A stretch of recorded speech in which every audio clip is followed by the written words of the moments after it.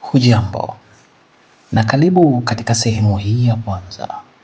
Hii ni sehemu ya simulizi yetu nzuri inayokwenda kwa jina la Johnny Melissa, binti wa superstar. Hapa ni himaya ya kusisimua. Mimi ni Amani Leonard Ramos. Napatikana kwa namba za simu 0785 08 2315. Usiache kulike, kushare na kusubscribe ili wa kwanza kupata kila episodi ambayo inakuwa inaachiwa katika chaneli hii. Johnny Melissa, binti wa superstar. Hii ni sehemu ya kwanza. Karibu katika simulizi hii ya kutisha na kusisimua.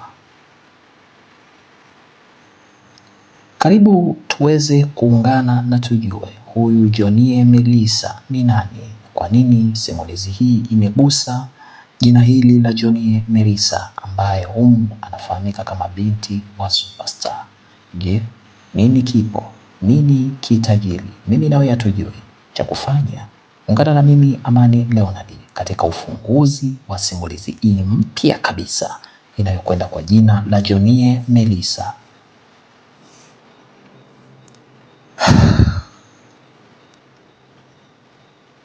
Alikuwa na wadhifa mkubwa sana. Alikuwa na nafasi kubwa sana katika jamii. Aliweza kufanikiwa kwa kiwango kikubwa sana. Hivi ni nani asiyemjua Deborah Martin, mwanadada mnasibu wa mitindo ya mavazi na ulimwende katika taifa la Tanzania? Mwanadada ambaye ameweza kufanya vyema kabisa katika tasnia hiyo kuanzia miaka ya 90 na kuendelea. Alifanikiwa kubuni mtindo wa mavazi ambayo yaliweza kuiwakilisha vyema tamaduni na uhalisia wa maisha ya Mtanzania. Hiyo ilipelekea Deborah Martin kuweza kujikusanyia tunzo nyingi sana za mitindo katika mataifa ya nje ya Tanzania na Ulaya. Tunzo kama vile Global Culture Flamingo South African Awards, GCFSA, zile tuzo za Orion Award from Zimbabwe almaarufu kama OZA, pamoja na zile za Rwanda almaarufu kama RBIA, yani Rwandan Beautiful International Award. Hizo ni baadhi tu ya tunzo, lakini mwanadada Deborah Martin ameweza kutoa tuzo nyingine nyingi katika nchi nyingi tofauti tofauti, Namibia, Senegal na nchi nyingine. Mwanadada Deborah Martin aliwahi kutajwa katika vipengele kadha wa kadha vya kuwania tuzo ya mbunifu bora wa mitindo duniani kwa miaka hiyo nchini Marekani, na amekuwa akiwasumbua baadhi ya washiriki kutokana na ubunifu wake mahiri wa mtindo ya mavazi yake. Alijitwalia umaarufu mkubwa ndani na nje ya taifa la Tanzania na alikuwa na mashabiki wengi sana ambao walivutiwa na mtindo wa mavazi yake aliyokuwa akiabuni. Kila mwaka Deborah Martin alitajwa kuwa ndiye mwanamke bora zaidi wa mfano katika ubunifu wa mavazi katika taifa la Tanzania.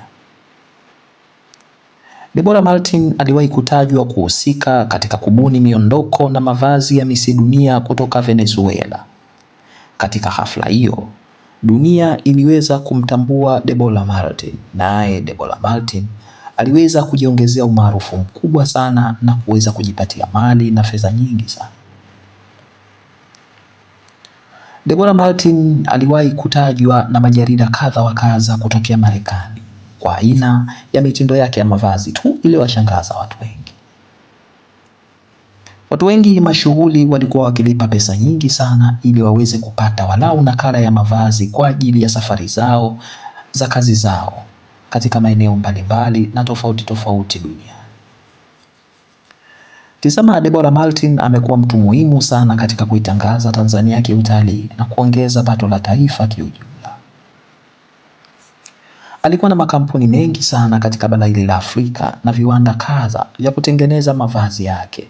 Kiufupi, aliweza kuzalisha ajira kwa vijana wengi ndani ya nje ya nchi, na itoshe kusema Mungu alimbariki kwa bidii yake aliyoionyesha.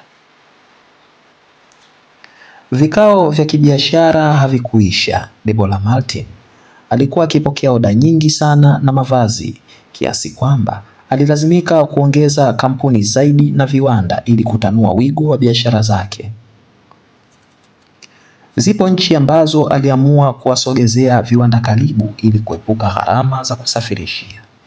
Hii ilifanya kuzidi kuonekana ni mwanamama hodari na mwenye kuchapa kazi. Na wakati hayo yote akiyafanya, Debora alikuwa na umri wa miaka 49.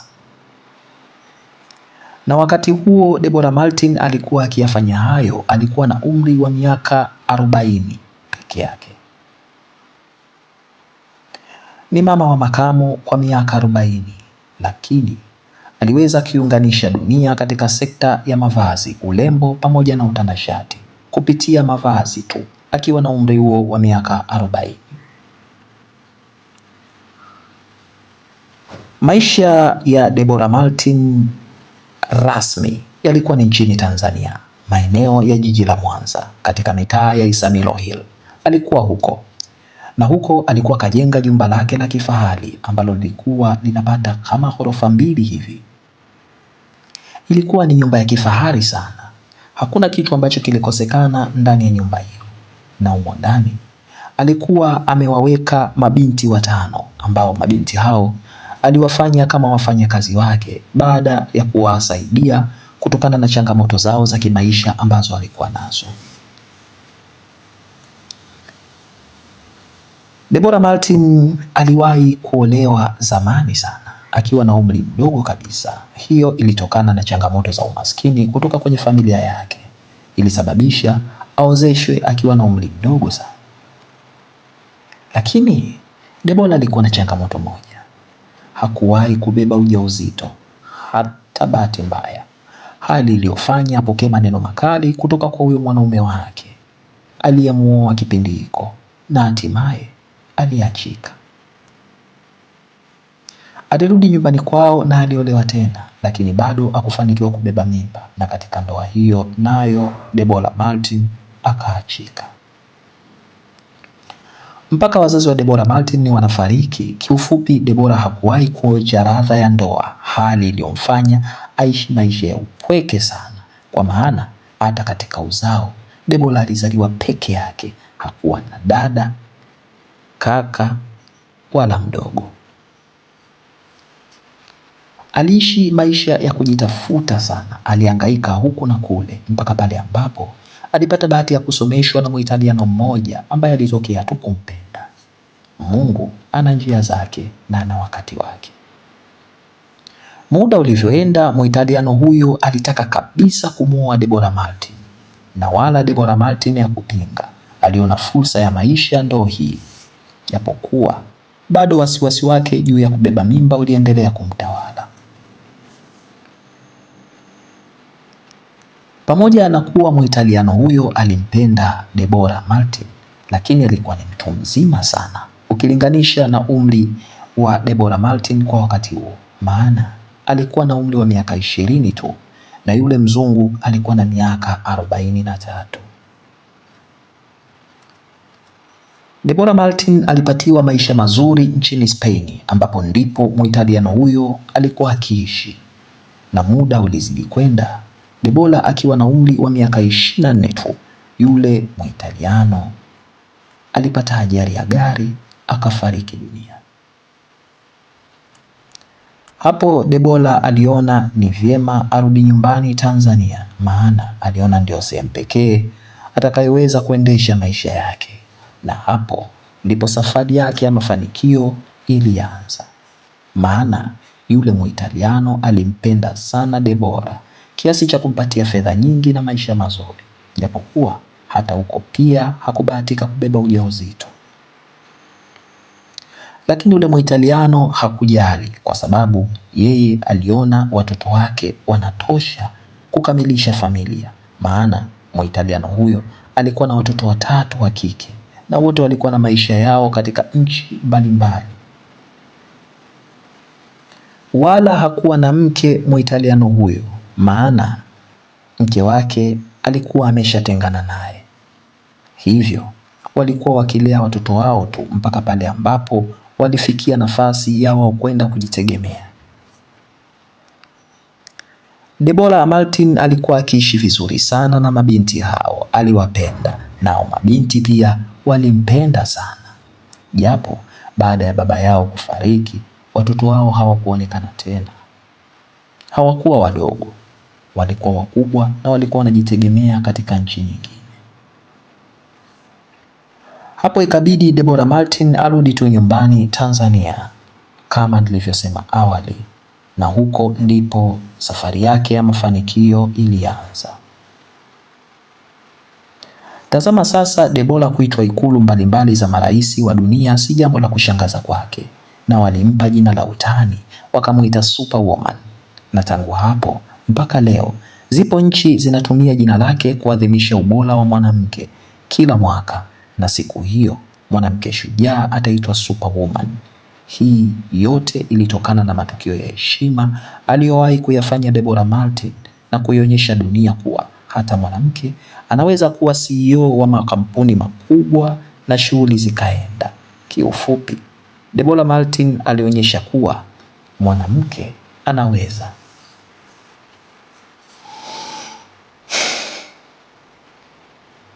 Aaron, kama hautakuwa na muda na hili basi niweze kutafuta njia nyingine. Hapana madam, najaribu kulishughulikia. Haujui tu ni namna gani naumiza kichwa juu ya hili. Yalikuwa ni mazungumzo baina ya Debora Martin na kijana wake wa kazi aliyefahamika kama Aaron. Kuna kazi alikuwa amempa, lakini muda ulizidi kwenda bila majibu. Sikiliza Aaron, nakupa wiki moja tu. Nje na hapo najua nitafanyije mimi mwenyewe. Huu ulikuwa ni mgogoro kidogo baina ya Debora Martin pamoja na huyo kijana wake wa kazi Aaron. Na mgogoro huu ulihusu matatizo binafsi alokuwa nayo superstar huyo mwanamama Debora Martin juu ya swala lake la ujauzito.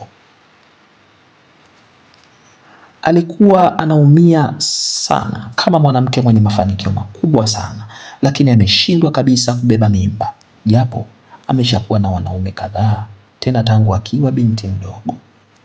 Hakuwahi kufanya jambo lolote ambalo lilihatarisha uzazi wake kiasi cha kwamba kushindwa kubeba mimba. Sasa kwa nini haya yote yanamtokea? Nimekosa nini mimi Mungu? Au ndo anasema binadamu haumpi vyote? Umenipa pesa, umenipa majumba, umenipa magari, umenipa umaarufu, umenipatia, lakini mbona sina damu yangu? Rabi, nijalie mtoto mimi, sina mrithi wa hiki ulichonipatia, sina furaha ya maisha yangu. Binadamu hawa naishi nao tu, hawa wanaona umuhimu wangu kwa sababu nawalipa fedha nyingi, lakini mwanangu ataona thamani yangu kwa sababu mimi ni mama yake. Ipo tofauti hapo. Sio ni raha ya mali tena, nahitaji mtoto. Haya ni maneno ya uchungu sana ambayo alikuwa akiyaongea Debora Martin akiwa chumbani kwake muda huo, na ni muda mfupi tu alitoka kuzungumza na kijana wake Aaron kuhusiana na swala hilo. Ni mwezi sasa umepita, mwanamama Debora Martin alikuwa amempa kazi hiyo kijana wake na alikuwa ameshachoka kusubiri. Basi alitoka ndani kwake na kuelekea kwenye gari lake, ambapo alifunguliwa mlango na mlinzi wake pia, ambaye huyo mlinzi wake alikuwa ni dereva wake pia. Na baada ya kuingia ndani ya gari hilo, muda mfupi tu gari zingine 5 ziliunga msafara kuifuata gari hilo la Debora Martin alipokuwa anaelekea. Ndio, hii ni timu yake ya kazi bwana. Ina baadhi ya walinzi na baadhi ya watu ambao walikuwa wamewaamini katika timu yake. Ilikuwa na watu kama 20 hivi. Hapo kulikuwa na wapiga picha pia, watafsiri wa lugha na watu wengine ambao waliambatana naye. Hawa timu yake alikuwa akizunguka nao maeneo mbalimbali katika biashara zake, na hata anapoenda kukutana na viongozi wa nchi au tafrija fulani, basi hao watu anaambatana nao. Kasoro hao wadada wa kazi tu wa nyumbani kwake ndio walikuwa wanabaki kuendelea na kazi za nyumbani hapo. Kila alipoonekana Debora, watu walikuwa wanamgombania kupiga naye picha, wengine hawasainie katika nguo zao, ili mradi tu wamemuona superstar wao. Kuna muda haya maisha hakuyapenda kabisa, ila ndo hivyo kashapewa yeye, atafanyeje sasa? Basi alitoka na msafara wake na safari ilielekea moja kwa moja ndani ya eneo moja ambalo lilikuwa na nyumba moja nzuri na uzio wa kupendeza. Kisha alipofika hapo nje na timu yake akapaki gari zake hapo akashuka. Lakini alipofika hapo akahitaji timu yake iweze kumsubiri nje, na wala hakutaka kuingia na mpiga picha wala mtu yoyote ile, ila aliingia na walinzi wake tu wawili wa kiume waliovalia suti na walijazia sana miili yao. Aliingia nao ndani walinzi wake, aliingia nao ndani ya nyumba hiyo, kisha akanyosha moja kwa moja mpaka mlango wa kuingilia ndani ya nyumba hiyo akiwa na walinzi wake. Kisha akabonyeza kengele na haikupita muda mlango ulifunguliwa. Oh, Deborah Martin, karibu, umeshafika. Karibu ndani. Ni sauti ya baba mmoja wa makamo hivi alimkaribisha ndani Deborah Martin. Na hapo Deborah Martin aliwageukia walinzi wake na kuwapa ishara wamsubiri. Basi walinzi wake wakatii, kisha yeye akaingia ndani na huyo baba na wakaelekea kuketi sebuleni kwa mazungumzo, wakiwa wawili tu ndani ya jengo hilo.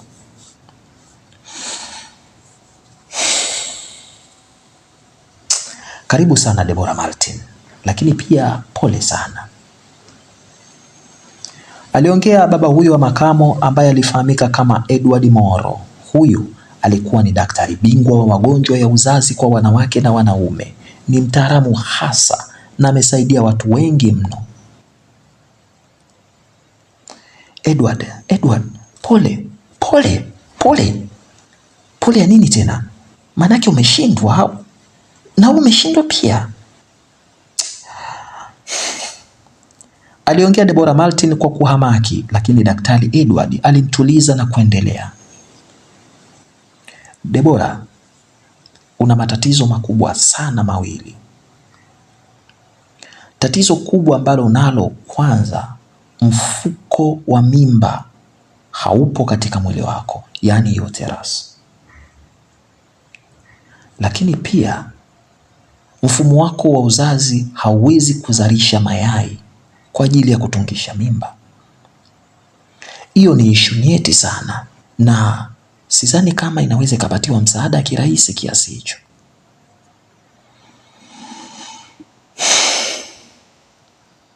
Deborah Martin, nimeshindwa kukusaidia.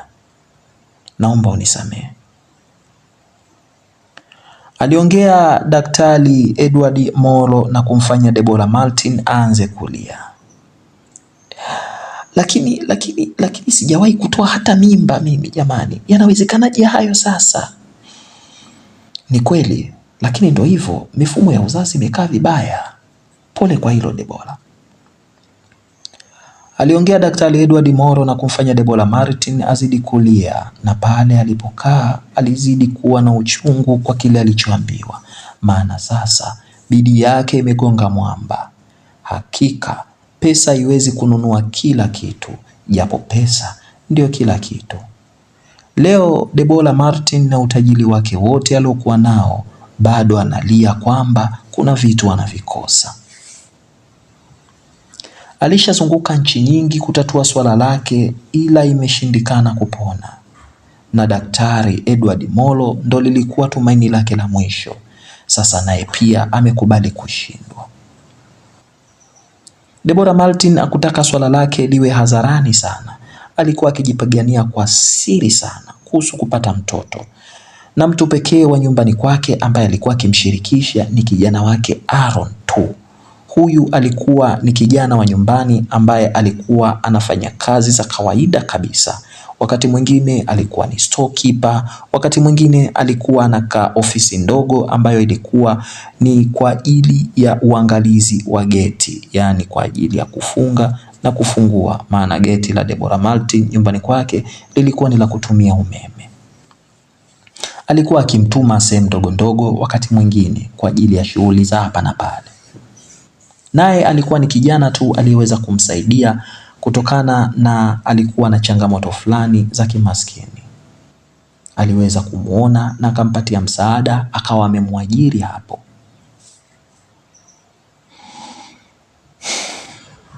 Deborah Martin alikuwa akimjali sana Aaron na alikuwa akimzingatia kama vile ndugu yake, na amekuwa naye kwa muda mrefu sana kiasi kwamba anamwamini mno.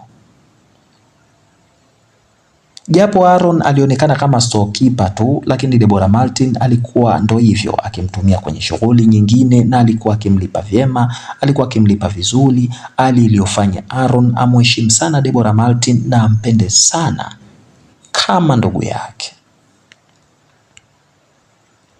Alitoka ndani ya nyumba hiyo Deborah Martin na kuwafuata walinzi wake, na hapo walinzi wake wakaunga msafara kumfuata Deborah Martin, na hapo safari ya kuelekea maeneo ya Rock City Nyamagana ndipo ilipoanza.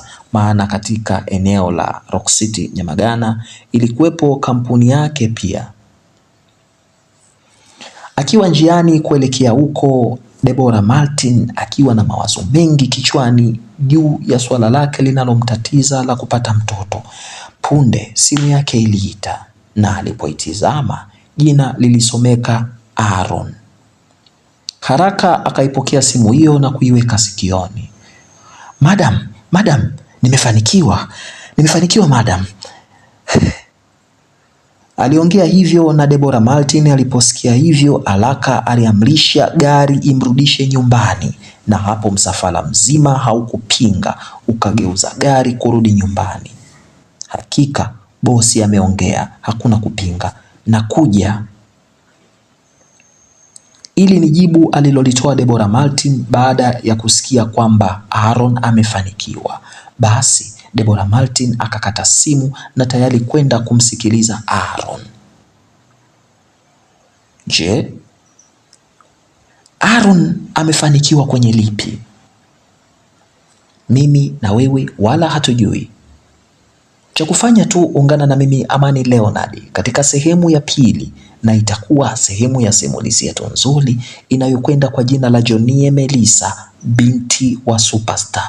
Ndiyo kwanza tumeanza. Oya, usisahau kusubscribe ili uwe wa kwanza kupata kila episodi ya simulizi tamu kabisa inayokwenda kwa jina la Johnny Melissa, binti wa superstar. Asante na kwa elimu.